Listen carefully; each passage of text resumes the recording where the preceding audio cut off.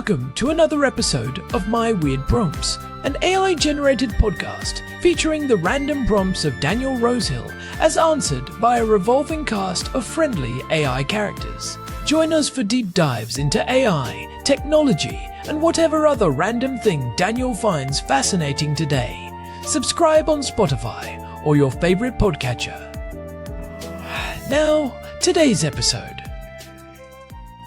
This episode was generated using artificial intelligence. Please verify facts. Hey, Herman and Corin. So if you are following geopolitical crises around the world, especially those in Israel, and you're going on X to get some news, or you're going on Telegram, you've almost certainly come across these accounts, disproportionately accounts that describe themselves as open source intelligence or OSINT researchers, keeping tabs on flights around the world. And they're using predominantly websites like Flightradar and other sites that rely on ADB data that is sent by the transponders of aircraft and contains pretty detailed information about their call sign, their positioning, and their altitude. And on the surface, I think this is pretty mundane data. It sometimes is interesting. You can go on to Flightradar and see during certain times in Israel, brief times, especially when there was the real Iran flare-ups, the skies are virtually empty. At other times, it was just Israeli airlines flying here. But then in regular times, it's pretty cool just to look at the screen and watch the kind of trickle of planes moving in and out of the Mediterranean. And if, like me, you occasionally like to sit on the perimeter fence of airports and marvel at the amazing technology of aviation, it's good for that too, because you can see which planes are coming in. But that's kind of my main use for ADB. But these guys are taking it to the next level. They're finding often private jets that they're able to correlate to sometimes even specific people, which seems a little bit creepy, and I think has tipped Elon Musk off on a few occasions. On other occasions, they seem to be able to decipher military maneuvers, saying, for example, they spot Air Force planes belonging to different air forces and notice where they're moving around the world, and sometimes make educated guesses about what those movements represent. So it's a world that seems like a pretty niche thing, but there's quite a lot of interest in ADB, and even some ham gear that people can set up to run their own ADB receiver. But what I've always wondered about this, Herman and Corin, is a very simple retort. If someone said, I spent a lot of time on Flightradar getting open source intelligence, I would say, hang on a second. In order for ADB to work, the transponder has to be sending data. For classified military operations, surely they turn off the transponder. Or that's what I would have assumed. I looked Googled this question before, and I think the answer is that they often do. It doesn't really make sense to me that if you were an Air Force conducting a very sensitive or secretive operation, you'd be doing everything to make yourself invisible, and you certainly wouldn't be making yourself visible to anyone curious on Flightradar. So that's my question, really, Herman and Corin, is this seems to be a very big enterprise, and people do seem to spot things, but it seems to me that the chance of spotting something must be, I would have thought, is pretty thin. How does this work exactly, Herman and Corin? What is this ADB data that they're pulling from?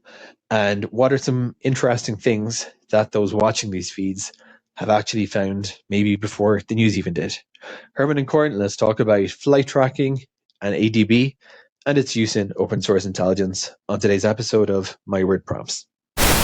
Hey everyone, welcome back to My Weird Prompts.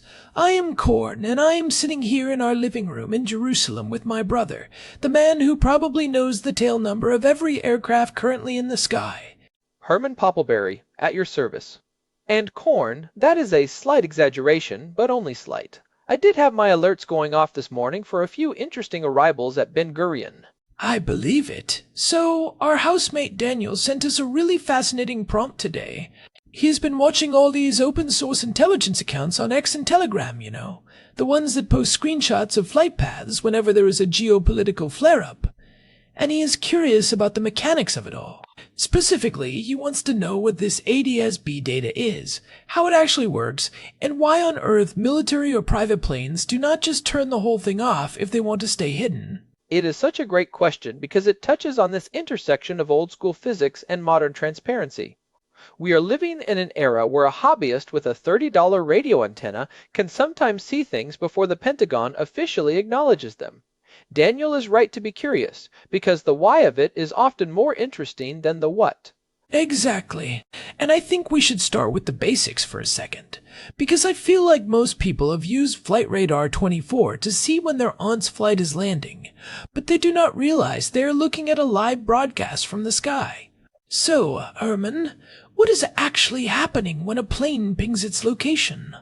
Right, so the acronym Daniel mentioned is ADS-B. That stands for Automatic Dependent Surveillance Broadcast. It is worth breaking those words down because they tell you exactly how it works. It is automatic because it does not require any input from the pilot or a request from the ground. It just happens. It is dependent because it depends on the aircraft's own navigation system, usually GPS, to know where it is. It is surveillance for obvious reasons, and broadcast is the kicker. It is not a point-to-point message. It is a shout. The plane is literally shouting its position, altitude, and velocity to anyone within range who is listening. And when you say shouting, you mean it is broadcasting on a specific frequency, right? Exactly. It is 1090 megahertz. It is a line-of-sight radio signal. So, if you are a ground station, you can pick up these signals from a few hundred miles away, depending on how high the plane is flying. The cool thing is that the equipment to receive this is incredibly cheap now. You can buy a little USB dongle, what we call an RTLSDR, plug it into a cheap Raspberry Pi computer, and boom, you are a part of the global flight tracking network. This is what blows my mind. The data that fuels these massive websites like Flight Radar 24 or ADS-B Exchange is essentially crowdsourced from thousands of people like you, Herman, who have these little antennas on their roofs. It is the ultimate citizen science project, but for intelligence. Now, to Daniel's point about why they do not just turn it off, this is where it gets into the weeds of aviation safety versus operational security. In most of the world now, including the United States and Europe, ADS-B is mandatory for almost all aircraft. The reason is simple: traditional radar is actually kind of old and limited. Radar relies on a ground station sending out a pulse and waiting for it to bounce back. ADS-B is much more precise. It allows planes to fly closer together safely, which increases the capacity of our crowded skies. So, it is a safety feature first and foremost. If you turn it off, you are essentially flying blind to the civilian air traffic control system, which is a massive safety risk in busy airspace. Precisely. If you are a military transport plane flying from Germany to the Middle East, you are flying through some of the most congested airspace in the world. If you turn off your transponder, you are a hazard to every Boeing 747 and Airbus 320 around you. Air traffic controllers will get very angry very quickly. Plus, most of the time, these flights are not actually secret. They are just routine logistics. There is no reason to hide a C-17 Globemaster carrying spare parts or food. But what about the stuff that is actually sensitive? Daniel asked about military maneuvers. We have seen cases where people track doomsday planes or signals intelligence aircraft. Surely, they have the option to go dark. Oh, they absolutely do. Military aircraft have what is called Mode S or Mode 4 and Mode 5 for combat situations. They can encrypt their signals or just stop broadcasting ADS-B entirely. But here is the thing that the OSINT community has figured out. Even when they go dark on the public broadcast, they often still have to communicate with civilian towers if they are in civilian airspace. And sometimes, the absence of a signal tells a story too. That is a classic second-order effect. If a specific area usually has 10 military pings a day, and suddenly it has 0, but the satellite imagery shows the base is active, that is a data point in itself. Exactly. And there is also the deterrence factor. Sometimes the military wants you to see them. Think about when the United States flies B-52 bombers near a sensitive border. They often leave their transponders on. They are making a statement.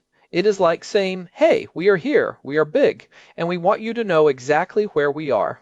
It is a form of electronic saber rattling. That is fascinating. So, it is not always a mistake when a high-value asset shows up on a map. Sometimes it is a deliberate choice. But what about the private jets? Daniel mentioned the trackers who follow celebrities or billionaires. We have all heard about the Elon jet controversy. How are they finding those, especially if the owners want privacy?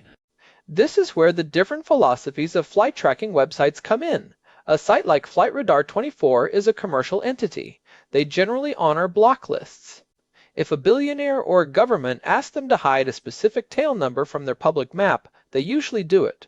But, and this is a big but, they cannot stop the data from being broadcast into the air. Right, because the plane is still shouting it. Exactly. So you have sites like ADSB Exchange. Their motto is basically unfiltered data. They do not honor block lists. They argue that if you are using public infrastructure and flying through public airspace, your broadcast is public information.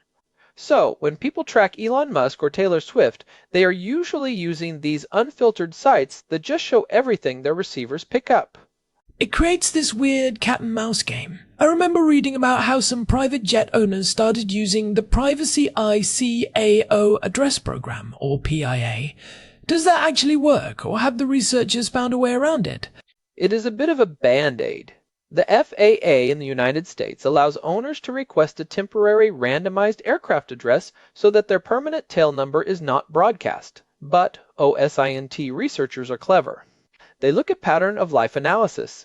If a jet with a random ID always leaves from a specific private hangar in Hawthorne, California, and always lands near a Tesla factory, it does not take a genius to figure out who is on board. Plus, even with periodic changes, if you are the only Gulfstream G650 flying from point A to point B at 3 in the morning, you are still going to get spotted. It is basically the digital version of tailing someone. You might change your license plate, but if you are still driving the only neon pink Cybertruck in town, people are going to know it is you. That is a perfect analogy. And it is not just about where they are going, it is about the why. This leads into what Daniel asked about things trackers have found before the news. We all remember the Ukraine invasion in 2022, but there have been much more recent examples. Like what? For example, in 2025, there was a mystery aircraft with an unusual call sign flying calibration patterns over western Ukraine. It was not in any public database, but the OSINT community tracked it for hours, figuring out it was likely a specialized electronic warfare or mapping platform being tested. Or think back to May of 2024, when nearly 3 million people were simultaneously watching a Turkish Akinci drone on a flight tracker. It was searching for the crash site of the Iranian president's helicopter. The public saw that the drone had found the heat signature before the official news agencies even confirmed the location. It really democratizes intelligence. It used to be that only a few people in a windowless room in Virginia knew that a high-stakes intercept was happening. Now, anyone with a smartphone and an interest in aviation can watch the ballet happen in real time. It is a double-edged sword, though. We have to talk about the risks.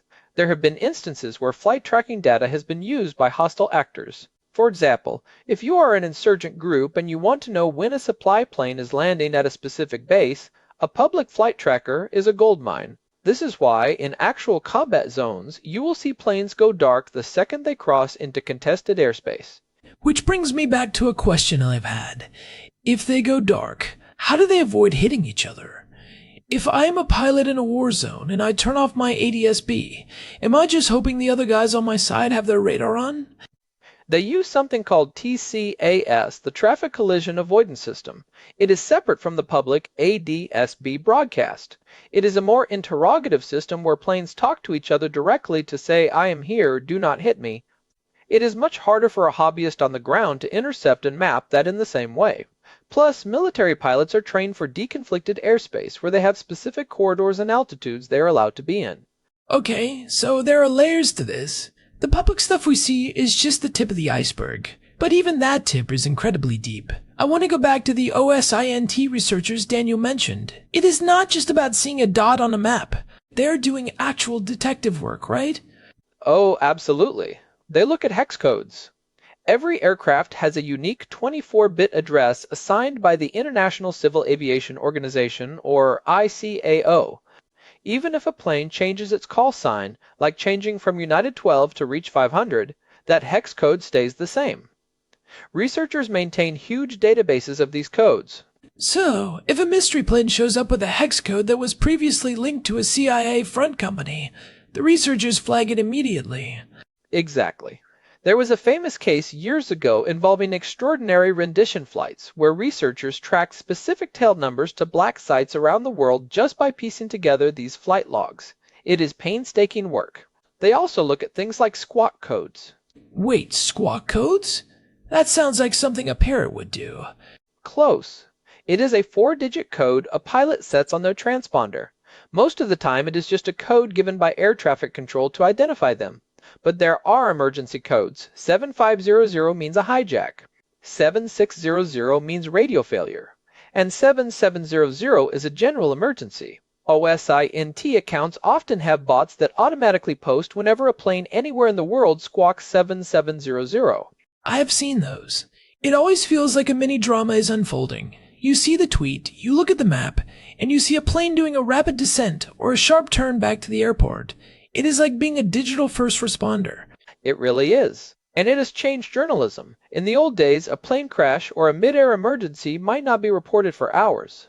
Now, journalists are often alerted by these automated OSINT bots before the airline even knows there is a PR crisis on their hands.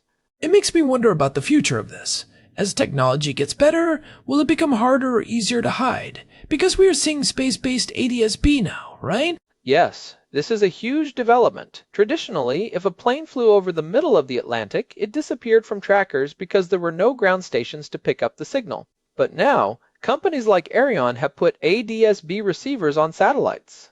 And they have advanced capabilities, including better position verification. So, even if a military is trying to jam or spoof GPS signals to hide their planes, the satellites can cross-reference the ADS-B data to figure out exactly where the plane really is.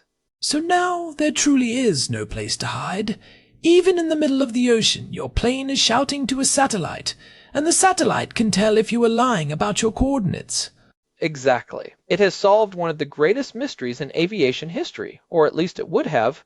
If the missing Malaysia Airlines flight MH370 had happened today with space-based ADS-B, we would likely know exactly where it went down.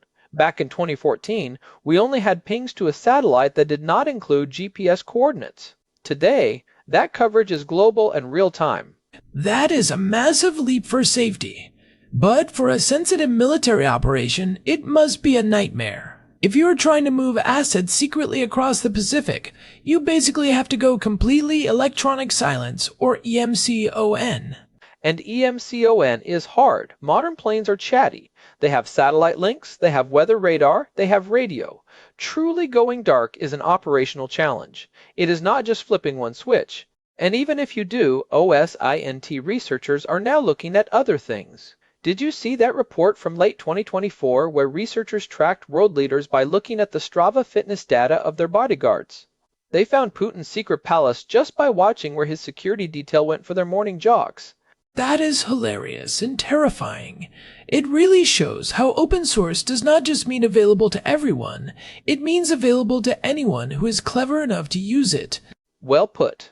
And for our listeners who want to get into this, it is surprisingly accessible. Like I said, you do not need a degree in aerospace engineering. You just need a bit of curiosity and maybe a $30 dongle. I was going to ask about that. If someone wants to set up their own feeder station, what does that actually look like? You have one on our roof, right? I do. It is basically a small antenna, about the size of a pencil, mounted as high as possible. It is connected by a cable to a USB receiver plugged into a Raspberry Pi. The software is mostly open source. You can set it up to feed data to Flight Radar 24 or ADS-B Exchange. In exchange, these sites often give you a business or enterprise account for free, which normally costs hundreds of dollars a year. So, you were essentially trading your local data for global access. It is a win-win for the nerds like us. Exactly. And you get to see what is flying directly over your house. Sometimes I will hear a low rumble, look at my local feed, and see that it is a heavy transport plane coming into Ben Gurion Airport that is not showing up on the main maps yet because of the slight delay. It is a very cool feeling. It also makes you realize how busy the sky is. We look up and see blue, but electronically, it is a crowded highway of signals, IDs, and data points. It really is. And I think that is the core of Daniel's prompt. We are peeling back the curtain on a system that was designed for pilots and controllers, but has been hijacked by the public for the sake of transparency and curiosity. I love that. Hijacked for transparency. It is a good way to describe the whole OSINT movement. But let's talk about the misconceptions for a second. What is something people get wrong when they see a weird flight path on X? Oh man, the chemtrail people are the obvious ones, but let's ignore them. A more common one is when people see a plane holding or doing circles and they immediately think it is a secret mission or an emergency. Most of the time, it is just traffic management. If an airport is busy, the tower will tell a plane to enter a holding pattern. It looks suspicious on a map if you do not know aviation, but it is the equivalent of a red light on the highway. Or when they see a plane disappear from the map and think it crashed. Right. That is usually just a coverage gap. If a plane drops below the line of sight of the nearest ground station, or if it is flying behind a mountain, the signal cuts out. It does not mean the plane fell out of the sky, it just means the shout did not reach the ear. That specificity is so important. It is easy to see a ghost on the screen if you do not understand the underlying physics of radio waves. Exactly. Radio waves are fickle. They bounce, they get blocked, they fade. Understanding the limitations of the data is just as important as understanding the data itself. That is what separates a good OSINT researcher from someone who is just spreading rumors. So, looking forward, do you think we will see more encryption of these signals? If governments are annoyed that their saber rattling is being tracked so easily, will they try to shut down the public's ability to see ADSB? It is a tough sell. Because the system is global, you would have to get every country in the world to agree on a new, encrypted standard. And remember, the whole point of ADSB is that it is open so that any plane can see any other plane. If you encrypt it, you lose that universal safety benefit. I think we will see more obfuscation, like the randomized IDs I mentioned, but the broadcast itself is here to stay. It is a permanent shift in the balance of power. The secretive actors now have to operate with the knowledge that someone, somewhere, is probably watching their transponder. And that is a good thing for accountability. Whether it is tracking a politician's questionable use of a private jet, or documenting the build-up to a conflict, more data usually leads to more truth, or at least more provable facts. I think that is a perfect place to start wrapping up this part of the discussion. It is amazing how a simple radio broadcast has transformed into a global tool for intelligence and accountability. It really has. And Daniel, I hope that answers your question. The why they do not turn it off is safety, but the how we see it is just a community of people with antennas and a lot of patience. Well, before we go, I have to ask you, Herman, what is the weirdest thing you have ever personally seen on your tracker? Oh, easy. A few months ago, I saw a flight path that was literally drawing a giant smiley face in the sky over the Mediterranean. It was a private pilot who was clearly bored and decided to use his GPS track as a canvas. It took him about an hour to get the eyes and the mouth just right. That is incredible. In a world of geopolitical crises and high-stakes maneuvers, there is still room for a pilot to just draw a smiley face. It made my day. It is a reminder that even with all this high-tech surveillance, there is still a human in the cockpit. That is a great note to end on. And hey, if you are listening and you have found something weird on a flight tracker, or if you have a question about something else that has been on your mind, we want to hear from you. You can find us at our website, myweirdprompts.com. There is a contact form there, and you can also find our RSS feed for more episodes. And if you have been enjoying the show, we would really appreciate a quick review on your podcast app or on Spotify. It genuinely helps other people find us and join our little community of curious minds. It really does. We have been doing this for nearly 300 episodes now, and it is the listeners who keep the momentum going. So, thank you for being a part of this. This has been My Weird Prompts. I am Herman Poppleberry. And I am Corn. Thanks for listening, and we will talk to you next time. Keep your eyes on the skies, everyone. And your antennas tuned. Bye. This episode was generated using Gemini Flash 3. Text-to-speech engine was Chatterbox Turbo. Thanks for listening to another episode of My Weird Prompts, an AI-generated podcast featuring Daniel Rosehill's AI prompts, as answered by a revolving cast of friendly AI characters including me, Cornelius the Sloth. Subscribe on Spotify or visit myweirdprompts.com.